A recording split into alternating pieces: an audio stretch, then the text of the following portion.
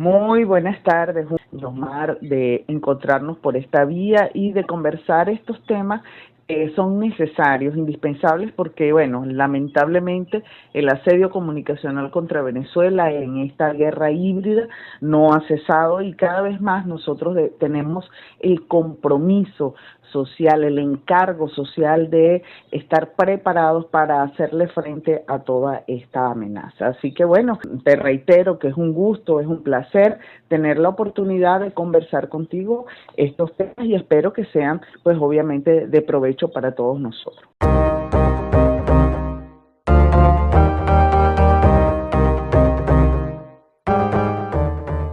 Parte del 22 aniversario que cumplimos el pasado 18 de julio en la Universidad Bolivariana, pues tuve la oportunidad de ser una de los autores que participa en este ciclo de publicaciones de la Universidad Bolivariana, en una colección que se llama Información, Comunicación y Soberanía. Esta colección es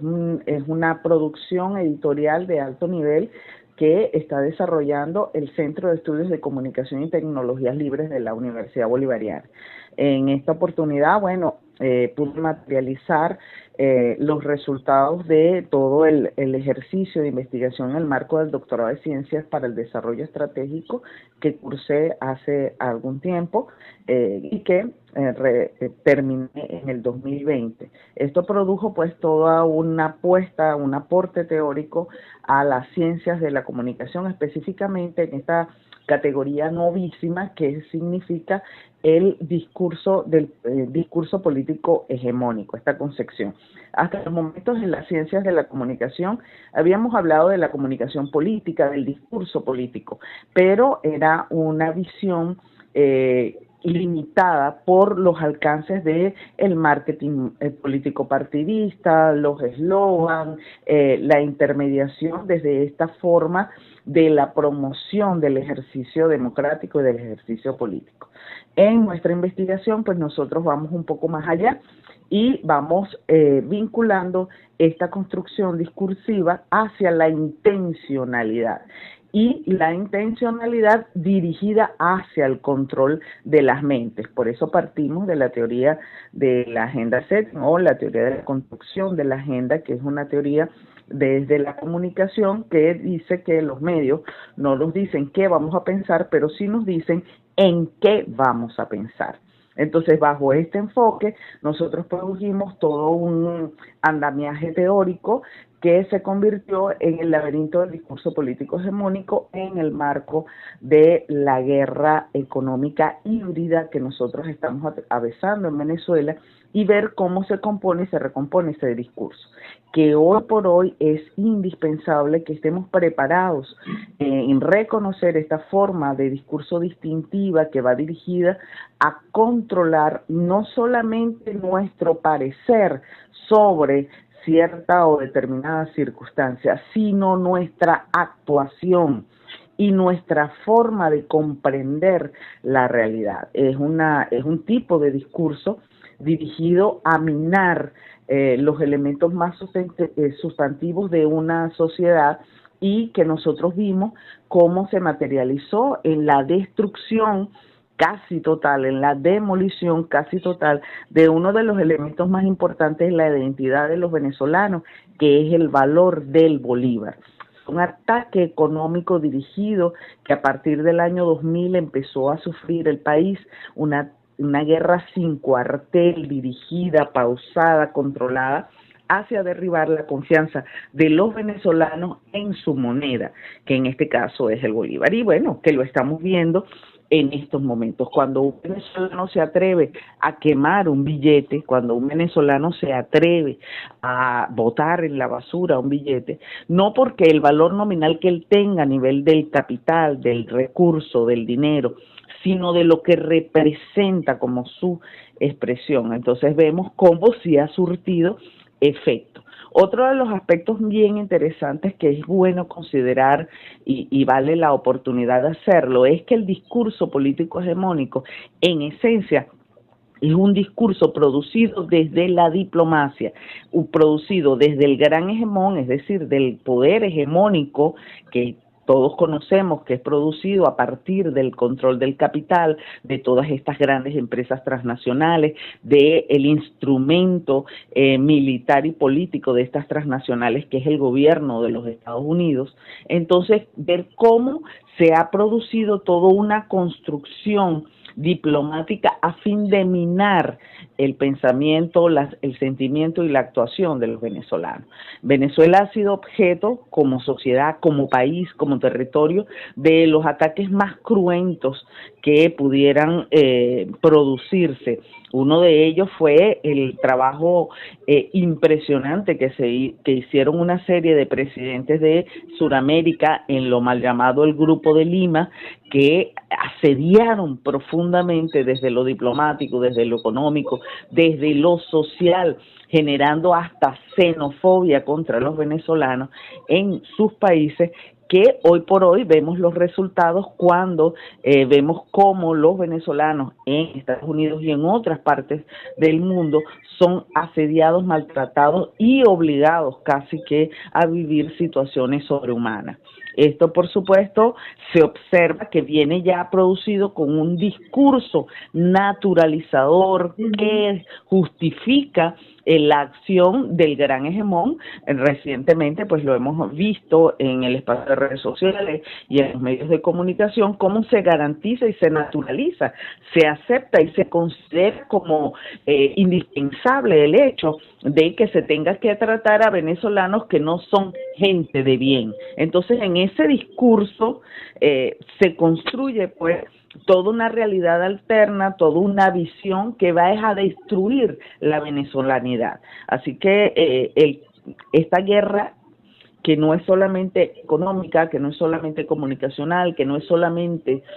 psicológica, sino que es híbrida, que utiliza elementos de cada una de estas guerras de cuarta generación para, evitando el uso de materiales bélicos, en este caso de las bombas y del ataque cuerpo a cuerpo, va dirigido al ataque a las mentes para limitar desde todas las lógicas, pues nuestro acervo de venezolanidad, y aparte de eso nuestro aspecto fundamental como venezolanos, que es el ser felices, que es el ser en armonía. Entonces es contra eso, y por supuesto bajando todo lo que es la autoestima, bajando ese reconocimiento como sociedad que nosotros nos merecemos y que hemos a lo largo de los años construido a partir de esa gesta heroica de todos nuestros libertadores. Entonces, allí es como vemos cómo se ha ido derribando ese sentir, ese ser del venezolano, sustituyéndolo por una visión raspacuerista que está dirigida, pues indiscutiblemente, a ver que lo que está en otros países, en otras latitudes, es mucho mejor de lo que nosotros somos y de lo que podremos llegar a ser. Vemos cómo padres justificaban y decían que sus hijos se iban del país por cuanto allá iban a estar mejor y que este país no era suficiente para sus hijos, cuando la visión debe ser al contrario. Estaremos nosotros los venezolanos siendo suficientes para lograr el desarrollo del Estado democrático social de derecho y de justicia que es Venezuela. Esa es la visión, y indiscutiblemente el discurso político hegemónico que se nos presenta como un laberinto, que nos metemos por aquí, salimos por allá, tenemos entronques y bifurcaciones que no nos permiten construir racionalmente ese discurso contrahegemónico. Sin embargo, todos los días, con nuestra práctica creadora, nosotros estamos oponiéndonos de una forma de hecho es el poder hegemónico y el control. Pero vemos como todas las semanas, a través de las redes sociales en estos momentos, que es el motor de mayor impacto para demostrar la intencionalidad discursiva del gran hegemón, vemos cómo todas las semanas nos construyen una agenda y nos presentan elementos para irrumpir en la realidad venezolana e ir contra su propio desarrollo. Entonces, hoy por hoy, pues estas lecturas que estamos proponiendo a través de la Universidad Bolivariana, que ya están disponibles en la Galería Editorial de la Universidad Bolivariana, en la Galería de Clapso y en otros espacios, disponibles para la lectura, para profundizar en estos temas, y es en cierta forma un aporte que desde los estudios de producción y recreación de saberes, en este caso del doctorado en Ciencias para el Desarrollo Estratégico, estamos ofreciendo a la sociedad venezolana con un análisis distinto, dirigido pues por supuesto siempre al discurso político hegemónico.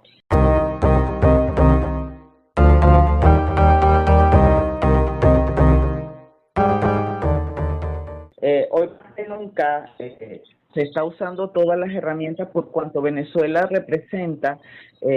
un punto estratégico, una palanca estratégica de desarrollo para esas grandes hegemonías, especialmente la norteamericana, que como bien han dicho todos los economistas y los filósofos de este momento, se encuentran ya en un estado de decadencia, pero no una decadencia producto de las relaciones con los otros, sino una decadencia más grave, más dura, que es la que se produce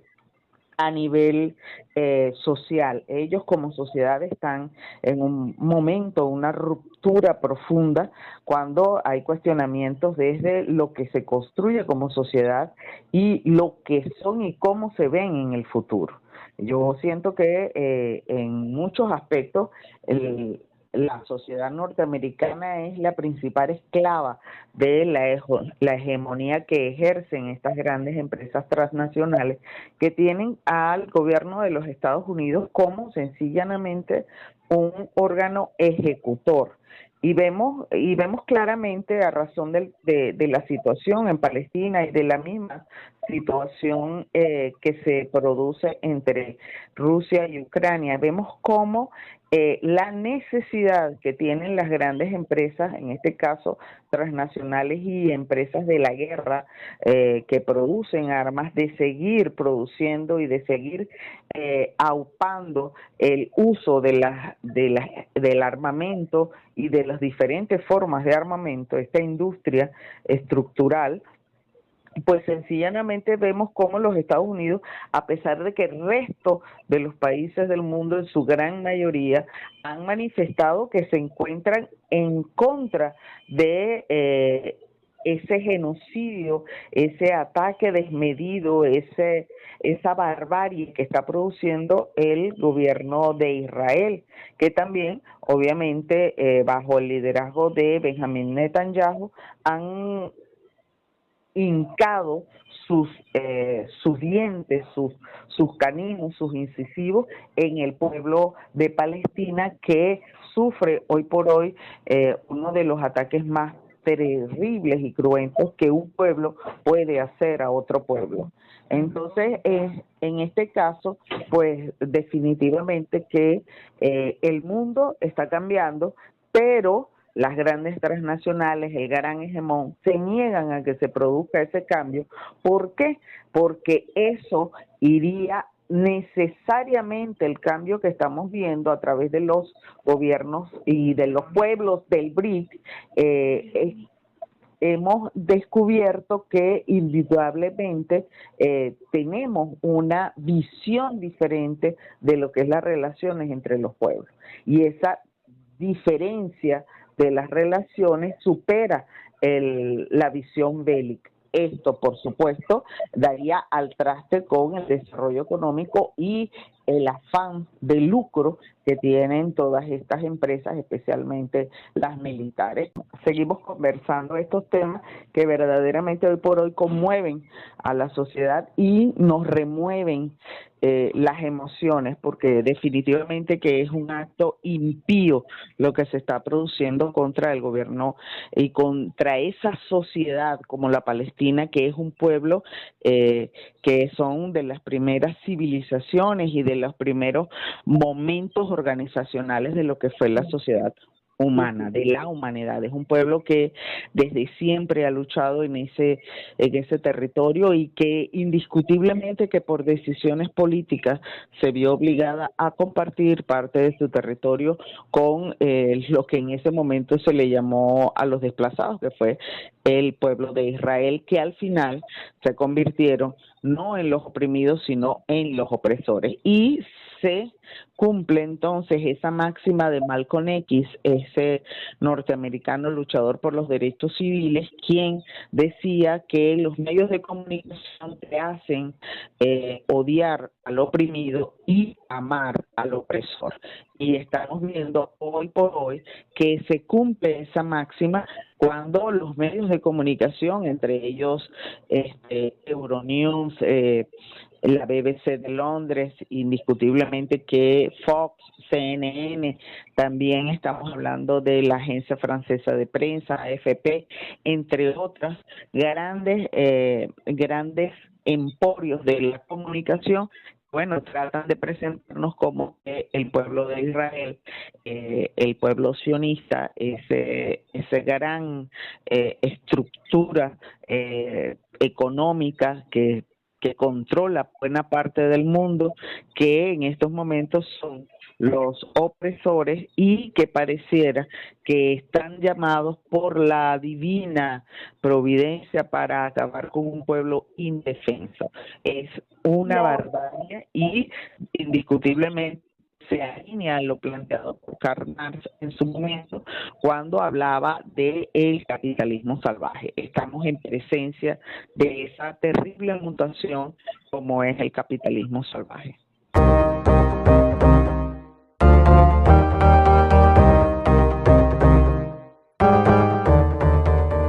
Bueno, Yosmara, un poco ya en esta conversa tan sabrosa que hemos tenido en este mediodía, en esta tarde, es indiscutible que mantenernos atentos, ¿no? Y hay un aspecto interesante que como seres pensantes, como seres humanos, actuantes, como seres sociales, debemos estar muy pendientes, así como que es un juego de palabras, pero que es muy útil, ¿no? Las cosas no se pueden hacer, cosas que parezcan que están mal o cosas que se vean desde que pudieran ser mejor. Yo lo que creo es que nosotros debemos dirigirnos a hacer las cosas. Y en esto de hacer las cosas, lo primero es estar atentos a ciertas formas discursivas que tratan de penetrarnos. Por ejemplo, la necesidad de que seamos libres. Cuando un discurso constantemente, en este caso, esté apuntando de que si hacemos esto, todo va a cambiar. Por ejemplo, esta es la última cola que vamos a hacer. Si no votamos, el gobierno se va a caer. Estas frases cortas. Bueno, como te mencionaba, si nos mantenemos para la audiencia, es que estuviéramos muy pendientes de estas frases hechas y frases huecas, frases que no tienen contenido en sí mismas. Cuando un discurso está dirigido solamente con frases que no tienen racionalidad del hacer, que no se manifiestan en el hacer, son frases dirigidas a la manipulación. Frases hechas, construidas, que no tienen una realidad que las sostenga. Eso fundamentalmente. Y construir un discurso contrahegemónico va fundamentalmente desde el momento en que yo construyo un accionar contrahegemónico, donde se discutiblemente podemos ser una persona que sirve para vivir, sino una persona que vive para servir. Eso es lo que indiscutiblemente va a marcar la diferencia y nos va a hacer cada vez más fuertes en función del pensamiento contra ese discurso manipulador, opresor, como lo es el discurso político hegemónico. Ahora bien, ¿qué estamos construyendo entonces nosotros desde la Universidad Bolivariana de Venezuela, específicamente en Estados Unidos, Portuguesa, y más específicamente en Barinas? Bueno, nosotros desde la Coordinación de Producción y Recreación de Saberes, donde se administran los programas de formación avanzada, es decir, las especializaciones, los doctorados, las maestrías, los postdoctorados y los diplomados o cursos de ampliación, estamos poniendo el acento hacia la construcción de un pensamiento crítico. Y para eso, lo más importante en los estudios posgraduados y la característica y la categoría curricular de la Universidad Bolivariana es que la formación está dirigida en función de la investigación. Y la investigación está asignada por el interés de la transformación de la sociedad, la transformación social.